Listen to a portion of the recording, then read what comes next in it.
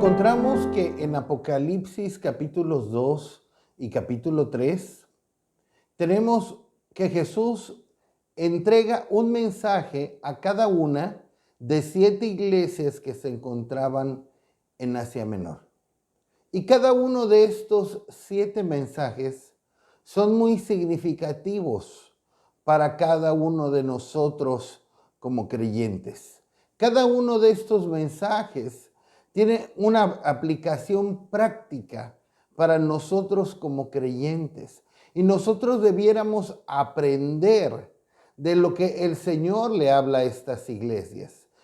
Debiéramos aprender de lo que el Señor les reprende a estas iglesias para que lo evitemos y no seamos reprendidos por las mismas cosas por el Señor. Igualmente debiéramos aprender de las áreas que el Señor alaba a estas iglesias para imitarlas y también seamos alabados por el Señor. También el Señor les da importantes recomendaciones que también nosotros deberíamos tomar en cuenta como promesas para los vencedores que aplican igualmente para nosotros si nosotros cumplimos con la condición para alcanzar estas promesas.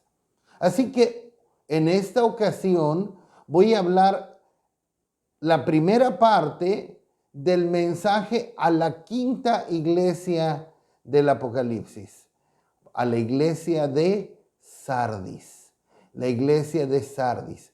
Y vamos a ir aprendiendo más que de los datos históricos, geográficos, arqueológicos que podamos recabar de Sardis, vamos a aprender sobre todo de la palabra de Dios, de lo que el Señor Jesucristo mismo le está hablando a esta iglesia. Así que vamos a estudiar frase por frase lo que el Señor le está diciendo. Y nuevamente, con el entendimiento que lo que encontramos en este mensaje que es para Sardis, tiene una aplicación y es para cada uno de nosotros como creyentes. Como dice al final del mensaje a Sardis, es también este mensaje para todo aquel que tenga oídos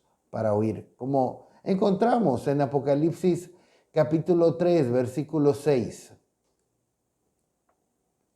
El que tiene oído, oiga lo que el Espíritu dice a las iglesias. Con ese verso, y así termina varios de los mensajes a las iglesias del Apocalipsis, el que tiene oído, oiga lo que el Espíritu dice a las iglesias, nos está mostrando que ciertamente estos mensajes fueron escritos a iglesias que realmente existieron en aquel tiempo, pero también son para todo aquel en todas las edades que tenga oído para oír y para aprender lo que el Espíritu Santo de Dios está diciendo a estas iglesias. Así que entrando al mensaje a la iglesia de Sardis, en la presentación, en Apocalipsis capítulo 3, versículo 1, tenemos las siguientes palabras. Escribe al ángel de la iglesia en Sardis, el que tiene los 7 espíritus de Dios y las 7 estrellas, dice esto: yo conozco tus obras, que tienes nombre de que vives y estás muerto. El Señor le está diciendo a esta iglesia: yo soy el que tiene los 7 espíritus de Dios y las 7 estrellas. Así se presenta el Señor a la iglesia de Sardis, como aquel que tiene los 7 espíritus de Dios. Los 7 espíritus de Dios son mencionados en Isaías capítulo 11, versículo 2, los cuales son como una extensión del Espíritu Santo, a quien Jesús envía del Padre, como encontramos en Juan 15:26. Son 7 unciones del Espíritu Santo que Dios reparte, que Dios imparte. Y las 7 estrellas son los 7 ángeles de las 7 iglesias, como Jesús mismo expresa en Apocalipsis capítulo 1, versículo 20. Pero el Señor le dice a esta iglesia unas palabras muy fuertes. Unas palabras muy fuertes que nosotros debiéramos de tomar muy seriamente. Y le dice en la segunda parte de Apocalipsis 3:1, yo conozco tus obras, que tienes nombre de que vives y estás muerto. Le dice, tienes nombre. En otras versiones bíblicas lo traduce como reputación de estar viva, pero estás realmente muerta. Es una declaración bastante fuerte de parte del Señor. Y esto lo podemos entender como, tú crees que vives, pero estás muerta. Como tienes reputación de estar viva, pero estás muerta. O también lo podemos entender como das la apariencia de estar viva, pero estás muerta. Y también lo podríamos entender como otros creen que vives, pero estás muerta. Vaya declaración tan fuerte que el Señor le hace a esta iglesia. De entrada, nos está dando la idea de creyentes que estaban viviendo un engaño. A pesar de ser una iglesia que creía estar viva, pero que estaba muerta, pero se dice más adelante que había unos cuantos a los cuales les quedaba algo de vida, en el versículo número 2, que eso lo voy a tratar en el siguiente mensaje, en la segunda parte. Y aún había menos creyentes de los cuales se habla que en esta iglesia sí tenían la vida de Dios en ellos. Pero en términos generales, esta iglesia, en la mayoría de creyentes, estaban muertos. En términos generales, esta iglesia estaba muerta, como veremos. Era una iglesia como lo que describe Pablo en 2 Corintios capítulo 2, versículos 15 y 16. Porque para Dios somos grato olor de Cristo en los que se salvan, y en los que se pierden, a estos ciertamente olor de muerte para muerte, y a aquellos olor de vida para vida. Y para estas cosas, ¿quién es suficiente? Oh, qué palabra tan tremenda la que habla aquí el apóstol Pablo. Hay creyentes e iglesias que al ser salvos son un grato olor de Cristo, un olor de vida en los que se salvan.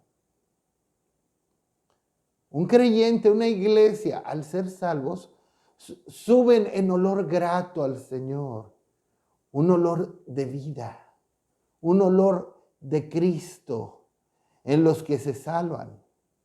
Pero también nos está diciendo aquí que hay creyentes o aún puede haber iglesias que al no ser salvos le dan al Señor un olor de muerte y para muerte, porque están muertos espiritualmente. están muertos espiritualmente.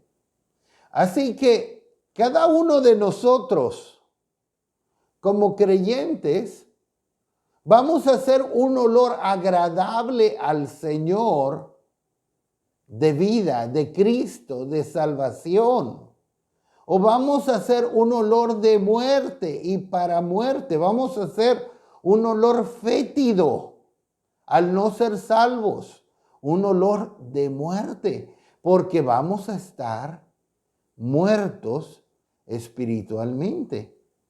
De tal manera que este pasaje está estableciendo claramente que una persona salva es una persona viva, que es un grato olor de Cristo. Una persona que no es salva está muerta espiritualmente y es un olor desagradable a muerte.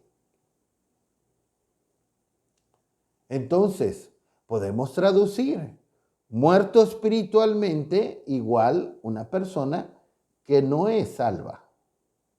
Que no es salva. Así que este asunto de estar muertos espiritualmente lo tenemos claramente y frecuentemente en las Escrituras.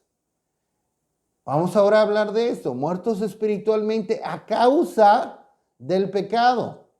Con respecto al hijo pródigo, vamos a ver lo que el padre del hijo pródigo exclamó a su regreso. En Lucas capítulo 15, versículos 24 y 32. Porque mi hijo muerto era y ha revivido. Se había perdido y es hallado, y comenzaron a regocijarse. Verso 32. Mas será necesario hacer fiesta y regocijarnos, porque tu hermano era muerto y ha revivido. Se había perdido y es hallado. El padre está llamando a su hijo mientras estaba perdido, mientras estaba apartado de él, mientras estaba apartado de su casa, mientras era pródigo. ¿Cómo está llamando que se encontraba su hijo? Muerto, muerto, muerto. Mas ahora que volvía, al volver su hijo, ¿y cómo volvió el hijo pródigo? Exclamando, Padre, he pecado contra el cielo y contra ti, y ya no soy digno de ser llamado tu hijo. Recíbeme aunque sea como uno de tus jornaleros. Llegó arrepentido. Entonces el padre dice, ha revivido mi hijo que muerto era. En cierta manera, podemos entender que la iglesia de Sardis, la gran mayoría de la iglesia en Sardis, se encontraban perdidos. Se encontraban perdidos. Se encontraban como pródigos. Estaban muertos, como el hijo pródigo, muertos. Aun cuando permanecían en la iglesia, pero una persona puede estar pródiga aunque no se haya ido de la iglesia. Tal vez está físicamente y asiste físicamente a la iglesia, pero su corazón está muy lejos del Señor. Como cuando Jesús le dijo a los religiosos, a los fariseos, que estaban todos los días en el templo. Les dijo, hipócritas, ustedes me honran en vano con sus palabras, me honran en vano, pero su corazón está pródigo, su corazón está lejos de mí, su corazón se ha apartado de mí, su corazón está muy lejos de mí están viviendo en pecado, están apartados. Pablo escribe con respecto a las viudas lo que tenemos en el siguiente versículo, en 1 Timoteo capítulo 5, versículos 5 y 6. Mas la que en verdad es viuda y ha quedado sola, espera en Dios y es diligente en súplicas y oraciones, noche y día. Pero la que se entrega a los placeres viviendo está muerta. Cito este verso no tanto para hablar de las viudas, sino sobre todo por la frase final. Si una viuda o una casada o un casado o un soltero o quien sea se entrega a los placeres del pecado, viviendo, está muerto. Está muerto espiritualmente. Podemos estar muy vivos, demasiado vivos, físicamente, pero espiritualmente estar muy muertos y ser un fétido olor de muerte y para muerte en los que se pierden, en los que no son salvos. El apóstol Judas también nos habla de hombres que viviendo en la impiedad están en la condición de muertos. En Judas capítulo 1, versículos 11 y 12. Ay de ellos, porque han seguido el camino de Caín y se lanzaron por lucro en el error de Balaam y perecieron en la contradicción de Coré. Estos son manchas en vuestros ágapes, que comiendo impúdicamente con vosotros, se apacientan a sí mismos, nubes sin agua, llevados de acá para allá por los vientos, árboles otoñales sin fruto, 2 veces muertos y desarraigados. Está hablando, como les decía, hombres impíos. Hombres que siguieron el camino de Caín, que siguieron el error de Balaam, que siguieron la contradicción de Coré. Hombres impíos. Y habla que estos hombres estaban muertos. Y aún se menciona 2 veces muertos. Muy vivos en lo natural, pero muertos espiritualmente. Pablo también escribe al respecto de esto mismo lo siguiente. En Efesios capítulo 2, versículo 1 y versículo 5. Y Él os dio vida a vosotros cuando estabais muertos en vuestros delitos y pecados. Verso 5. Aún estando nosotros muertos en pecados, nos dio vida juntamente con Cristo. Por gracia sois salvos. Es claro, la paga del pecado es la muerte. Pablo nos lo dice claramente en Romanos 6:23. La paga del pecado es la muerte.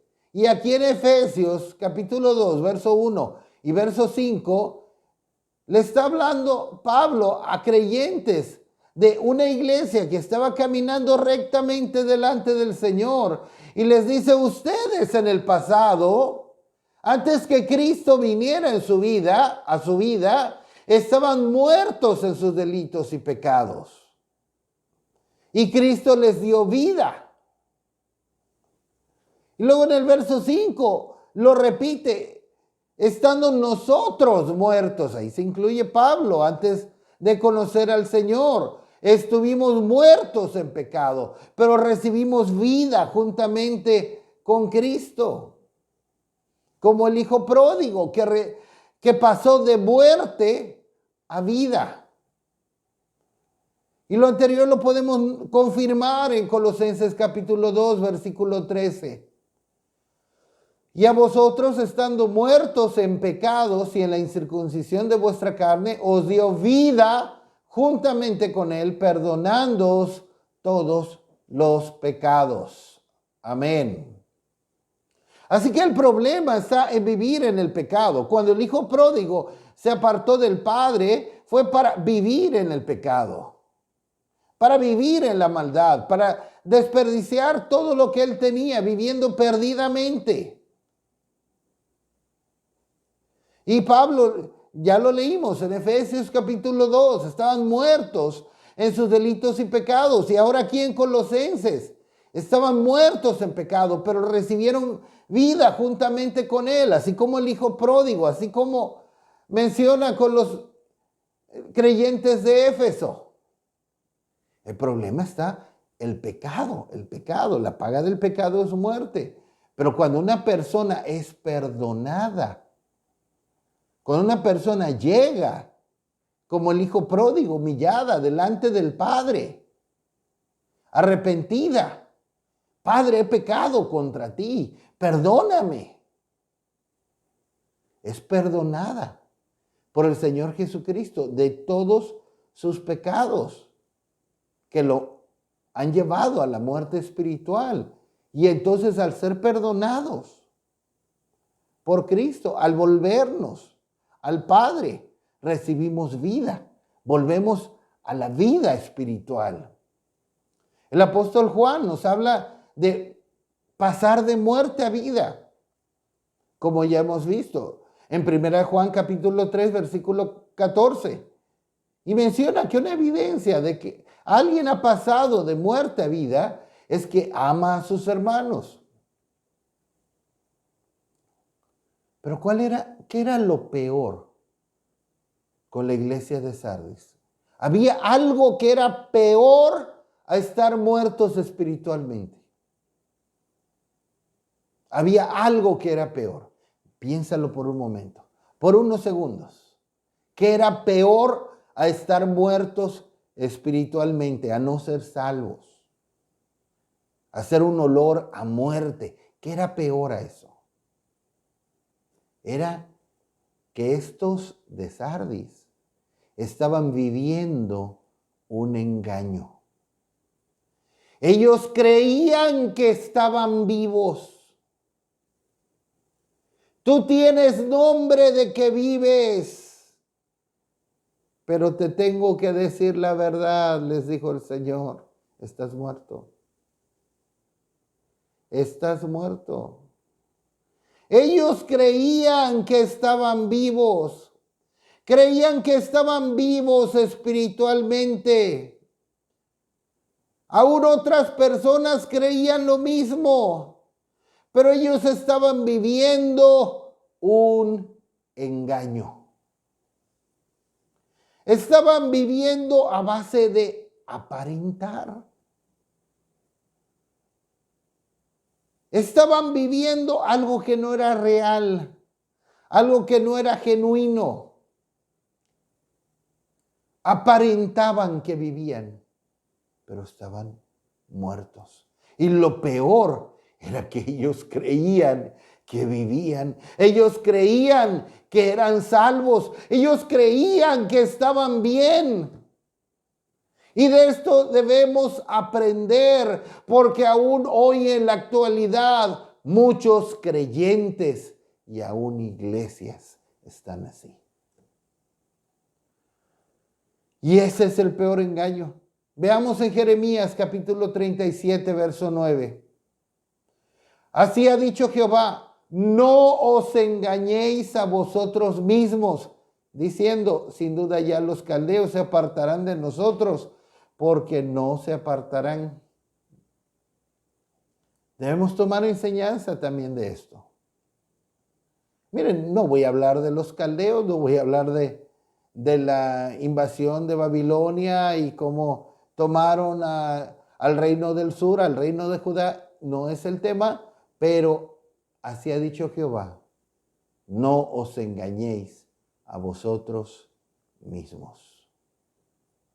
Es el peor engaño. Cuando nosotros nos engañamos a nosotros mismos. También Pablo enfatiza en Gálatas 6:7, no os engañéis. Está hablando de engañarse a sí mismos. No os engañéis. Es el peor engaño que podamos vivir, donde nosotros mismos nos estamos engañando. Peor y el peor engaño, creyendo estar vivos y estar muertos.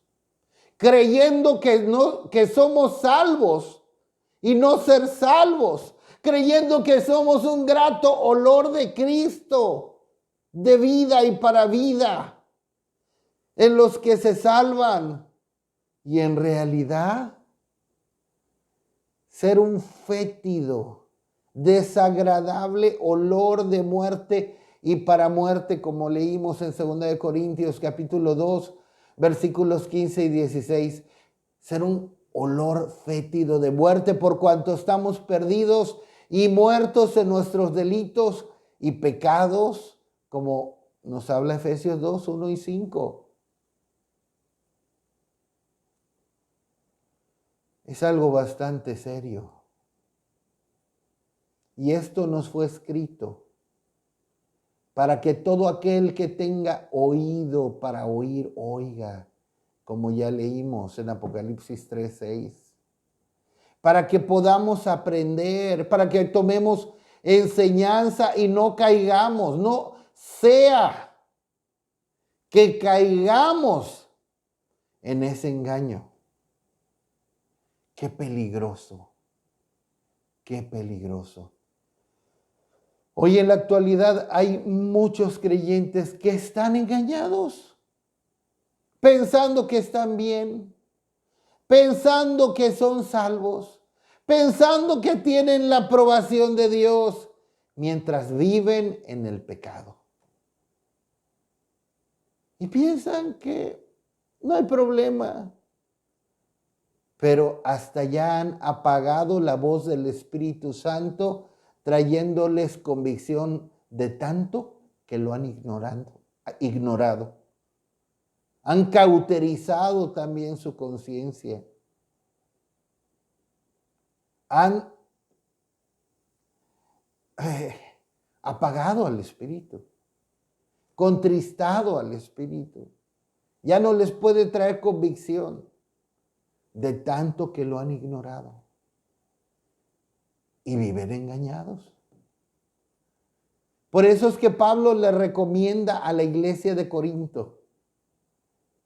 Y miren que la iglesia de Corinto era una iglesia que era llena del Espíritu Santo. Pero aún así, Pablo les recomienda lo que tenemos en 2 Corintios, capítulo 13, versículo 5. Examinaos a vosotros mismos si estáis en la fe. Probaos a vosotros mismos, o no os conocéis a vosotros mismos que Jesucristo está en vosotros, a menos que estéis reprobados.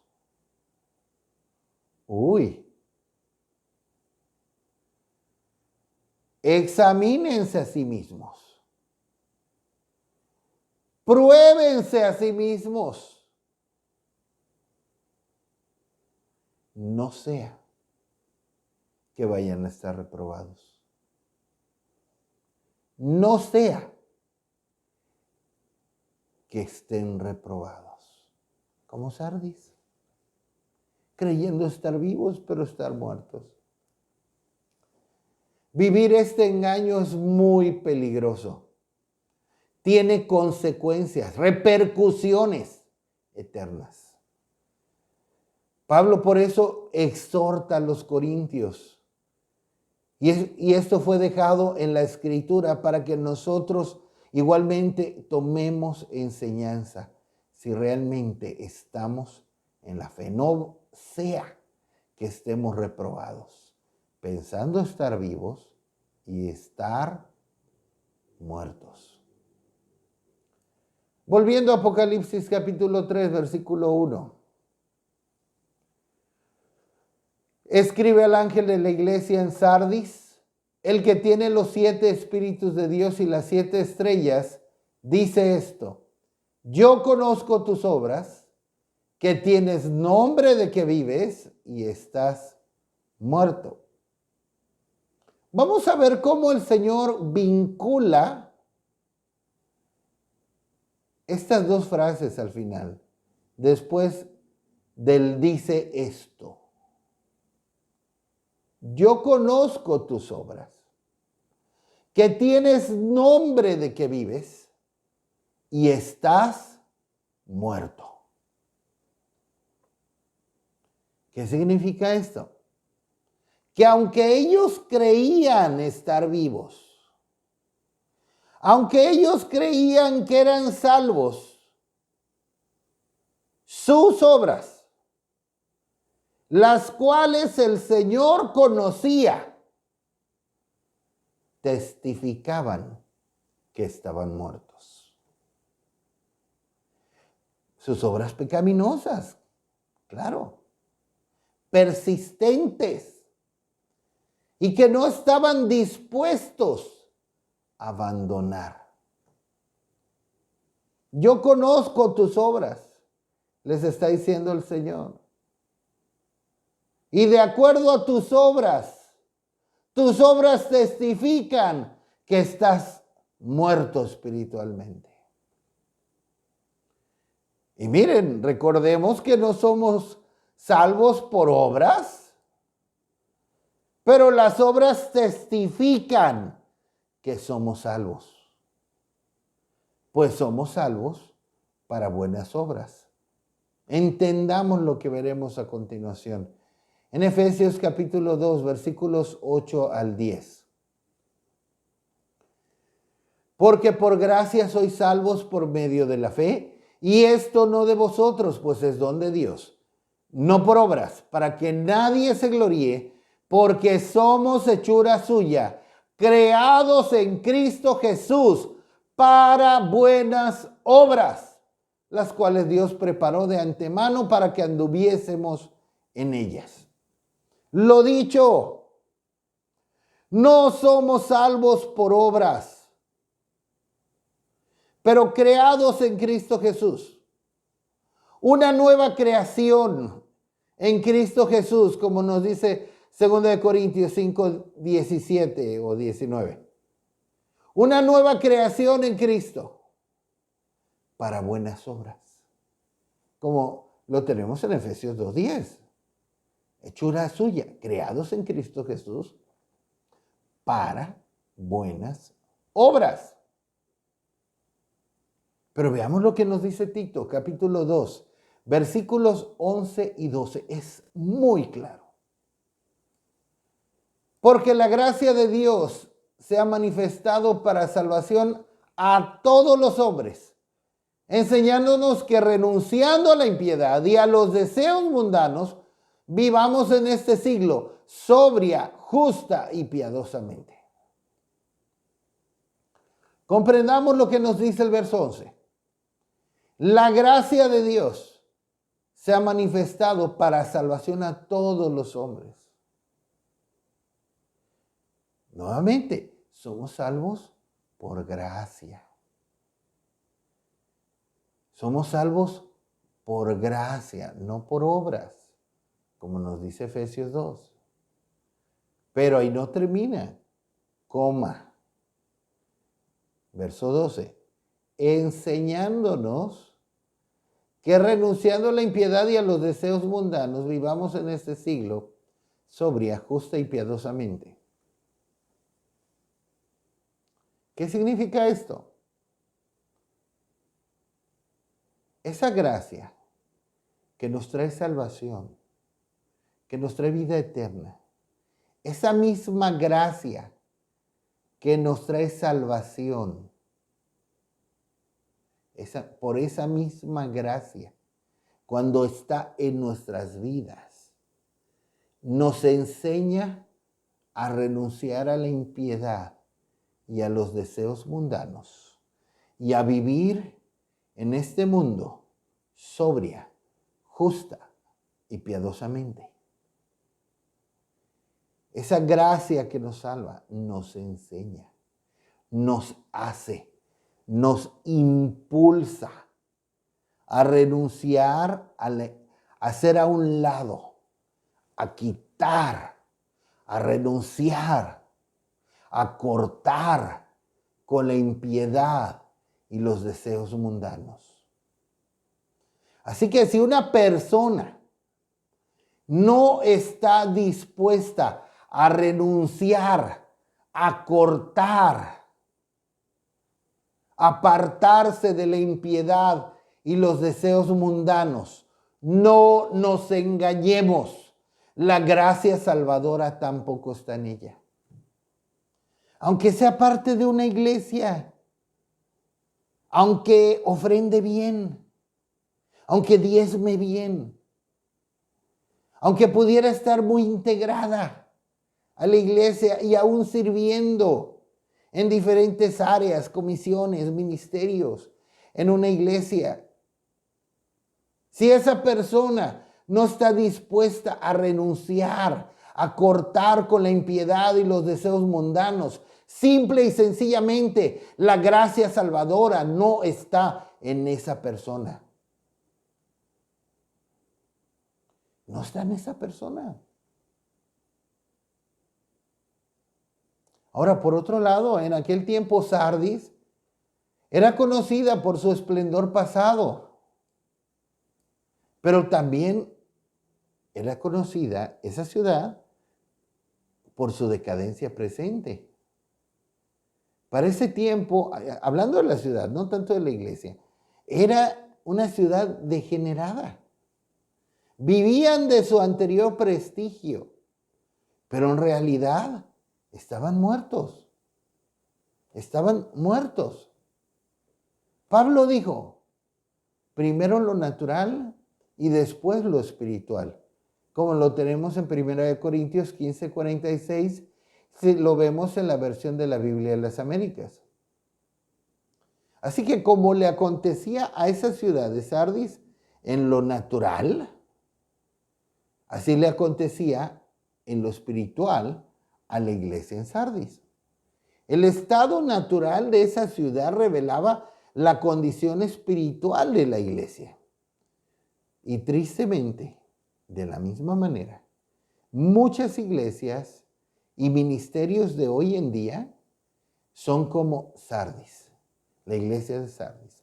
Son famosas por lo que Dios hizo en el pasado, por cómo se movió Dios en el pasado, pero ahora están muertos. Ahora están muertos. Y también aún sucede con los creyentes. Hay creyentes que hablan de sus glorias pasadas, de cómo servían, de cómo buscaban al Señor. Pero después se descuidaron. Se descuidaron. Le abrieron la puerta al pecado en sus vidas. Y han vivido en el pecado, en un pecado que no están dispuestos a renunciar a él, a cortar con él. Y ese pecado los ha matado espiritualmente. Los ha matado espiritualmente. Los creyentes de Sardis tenían nombre de que vivían, pero realmente ya habían perdido el fuego, la presencia de Dios, la unción. Y ni se habían dado cuenta, pensaban que todavía tenían vida. Como cuando a Sansón, cuando por fin Sansón le dijo a Dalila cuál era el secreto de su fuerza, y le cortaron el pelo, lo dejaron pelón. Y Dalila gritó, Sansón, los filisteos contra ti. Él pensó que todavía tenía la fuerza, pero no sabía. No se había dado cuenta que el Señor ya se había ido de él. No se dio cuenta. Él pensó, ahorita les voy a poner su golpiza a los filisteos como siempre. Pero ya no. Ya no estaba el Señor con él. Así muchos creyentes. Así fue con Sardis. Pensaba que estaba viva, que todavía tenía la vida de Dios. Muchos creyentes piensan que todavía tienen la vida de Dios por lo que hicieron hace años. Y qué bueno, por las victorias pasadas. Pero Dios nos quiere llevar de poder en poder, de victoria en victoria, de gloria en gloria. Aleluya.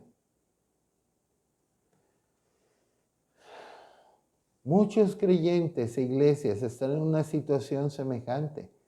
Viven de lo que Dios hizo en el pasado. Carecen de una unción, de una visión presente. Lo que una vez tuvo vida se volvió muerte. La iglesia, toda iglesia, todo creyente necesita del aceite fresco, verdad fresca, maná fresco, una impartición fresca del Señor, una impartición fresca del Espíritu Santo, perseverar en su caminar apartado con el Señor, apartado del pecado, renunciando a toda impiedad y a deseos mundanos. Lo que cuenta no es lo que fuimos, sino lo que somos hoy. Así que aprendamos, examinémonos, no sea que estemos como Sardis, creyendo estar vivos y estar muertos. Pero aún así, aun si así fuera, en el Señor tenemos esperanza, porque el Señor nos puede pasar de muerte a vida si nos volvemos a Él, pero es necesario que nos examinemos. Es necesario, no sea que estemos reprobados. Así que tomemos esta advertencia. Tomemos esta advertencia y vamos adelante con el Señor. Y si encontramos que somos faltos, hagamos lo pertinente. Volvámonos a nuestro Padre, arrepentidos como el Hijo pródigo, y clamemos a Él: Padre, he pecado contra el cielo y contra ti. Me he apartado, he pecado contra ti, me he descuidado. Y tu Padre y Señor te puede perdonar y te puede pasar de muerte a vida. Gloria a Dios. Bendito sea nuestro Dios. Amén.